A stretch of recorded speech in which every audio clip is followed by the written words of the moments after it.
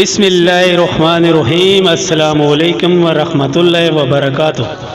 حضور اکرم صلی اللہ علیہ وسلم شب معراج میں بیت المقدس کی طرف جاتے ہوئے مصر کے قریب ایک مقام سے گزرے تو انہیں نہایت ہی اعلیٰ اور زبردست خوشبو آنے لگی۔ آپ صلی اللہ علیہ وآلہ وسلم نے حضرت جبرائیل علیہ السلام سے پوچھا کہ یہ خوشبو کیسی ہے؟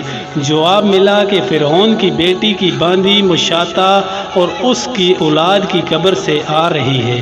پھر حضرت جبرائیل علیہ السلام نے اس کا قصہ بیان کیا کہ مشاطہ فرعون کی بیٹی کی خادمہ تھی اور وہ خفیہ طور پر اسلام لا چکی تھی۔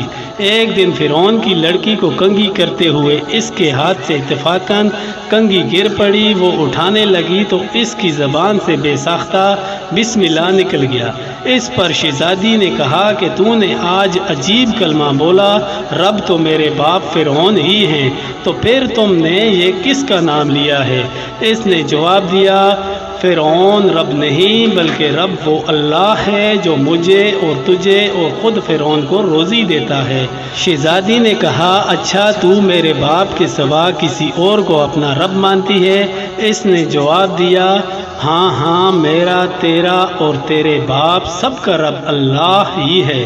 شہزادی نے اپنے باپ سے کہلوایا، وہ سخت غضبناک ہوا اور اسی وقت اسے برسرے دربار بلوا بھیجا اور کہا، کیا تو میرے سوا کسی اور کو اپنا رب مانتی ہے؟ اس نے کہا، میرا اور تیرا رب اللہ تعالی ہی ہے جو بلندیوں اور بزرگی والا ہے۔ فرعون نے اسی وقت حکم دیا کہ تانبے کی جو گائے بنی ہوئی ہے اس کو خوب تپایا جائے اور جب بالکل آگ جیسی ہو جائے تو اس کے بچوں کو ایک ایک کر کے اس میں ڈال دیا جائے، آخر میں خود اسے بھی اس میں ڈال دیا جائے۔ چنانچہ وہ گرم کی گئی، جب آگ جیسی ہو گئی تو حکم دیا گیا کہ اس کے بچے کو ایک ایک کر کے اس میں ڈالنا شروع کرو۔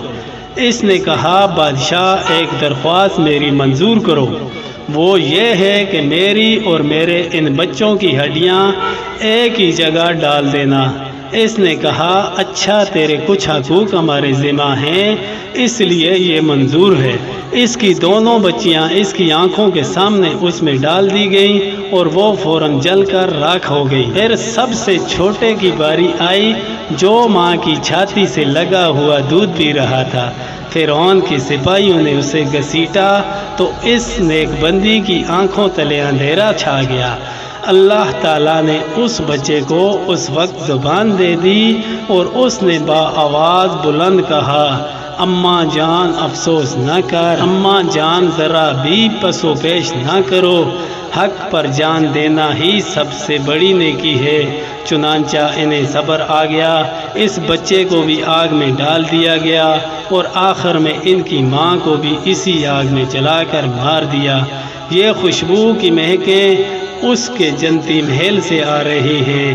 سبحان اللہ۔ اللہ تعالیٰ سے دعا ہے اللہ تعالیٰ ہمیں بھی ایمان والی زندگی اور ایمان والی موت عطا فرمائے، آمین ثم آمین۔